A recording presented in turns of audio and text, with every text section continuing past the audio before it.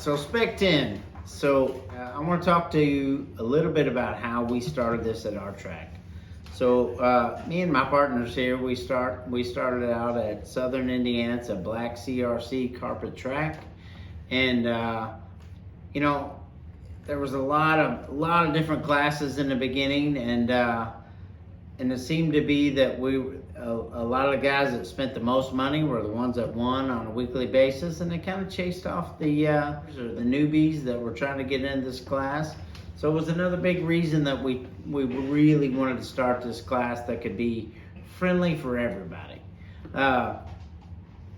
And quite frankly, you know, the Spec 10 kind of saved our track here. It's still the biggest to the day. On any, whether it be a weekday night or a weekend night, it is the biggest class at our track, hands down. So, Paul, talk a little bit about that. How, what your thoughts were there. Yeah, once I decided on a chassis to use, and once we got through the general rules and how I wanted it set up, I had to take it on myself. That's just the way it is. You're gonna have to at your track that's willing to put the effort in. Okay, by having a build that builds your cars, you know that the cars at your track are put together the same way. So what I did once I chose that chassis and started putting together, I built 2, 3, 4, and later on I had 6 cars, and I was able to loan the cars out. Guys got a chance to drive the cars with me. The cars are durable. You're not going to tear them up. That has to do with the body as well.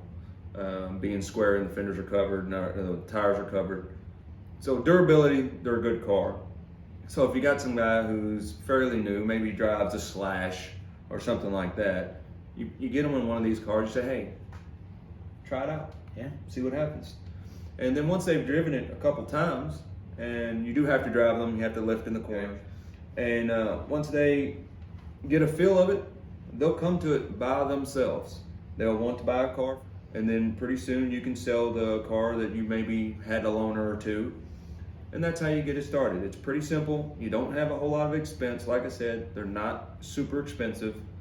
And it's about letting guys try it out first. When they know that they're gonna have other people that they can race with, they're gonna race with you.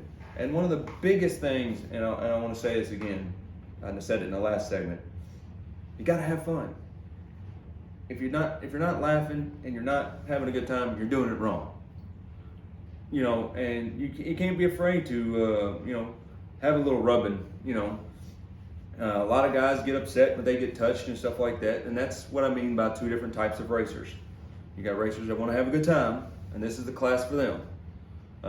Maybe you already have a couple classes you're running, say you're more experienced and you're getting uptight all the time. This is the class for you. You can come down there, bump and run and do the stuff that you used to watch on TV. You know, you used to watch racing and a guy would bump draft somebody and go around them.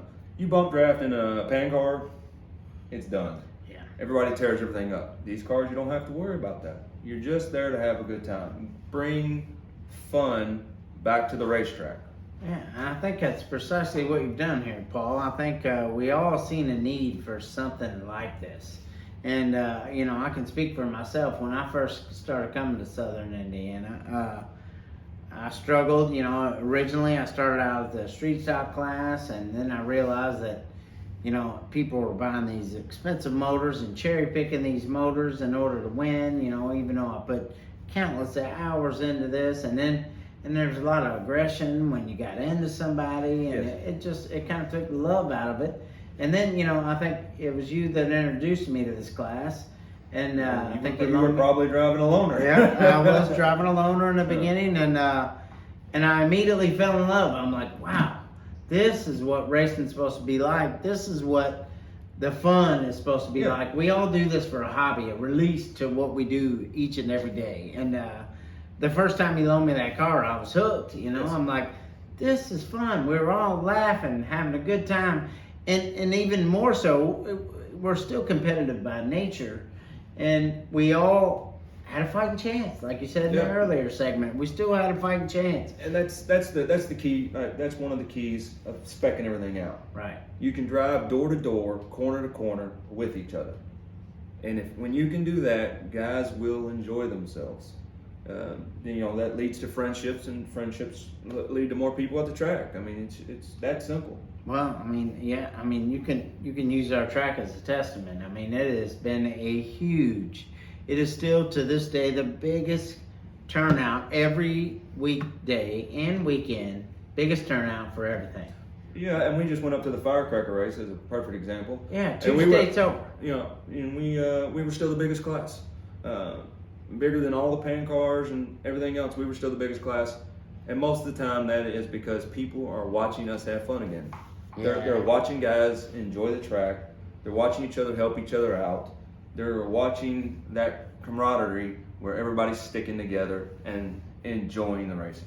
Oh yeah, man. I have to say I was at that race, and probably the best time of my life, fighting with a fellow buddy that we've been racing with for 4 years. Yes. We were within tenths of racing. And how fun is that? I mean, battling each corner. I think I've never seen a race where you're battling back and forth.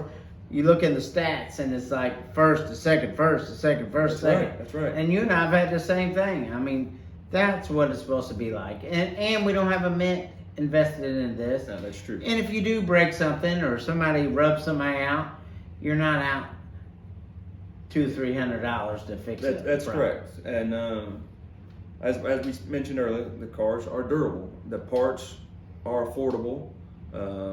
Like the front end is mostly RJ Speed. That means that you have parts available if you have legend cars at the track. We have traveled down to Florida, and they also race these cars in a similar format. So parts are available, they're inexpensive, and you can just have fun. Yeah.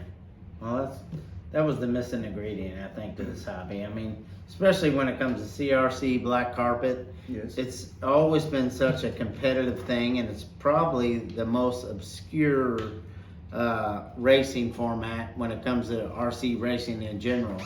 And I think a lot of that stuff that we've fixed here with the Spec 10 class has probably been some things that maybe chase some racers off, especially the entry level type guys. Oh, absolutely. It's intimidating, you know? You come in here, you see a band of brothers, and everybody's willing to help each other out. That's what it's all about, right? And that's that's just one of the key things of having fun. Yeah. And you can't really say too much more than that. I mean, have fun. Get you a Spec 10. Get you a couple of them. You go out there. Nobody's outmotored. Nobody has the hottest stuff. We lock all that down. So everybody has the equal opportunity to enjoy the racing and win. And that is your biggest components of making a successful class. Is everybody needs to feel like that they have a shot at it. Absolutely. And have fun. Yeah, right? have fun. Have fun. Rubbin's racing. That's Get a correct. little bumper. That's right. And have a good time, but you still have a chance to win. That's right. Sometimes the bumper's coming your way, buddy. That's right. It's happened to me more than a few times. Yeah. Might have been by me. Yeah, probably was. Well, that's good stuff. All right. Well, Thank you, Paul. Thank you, sir. All right.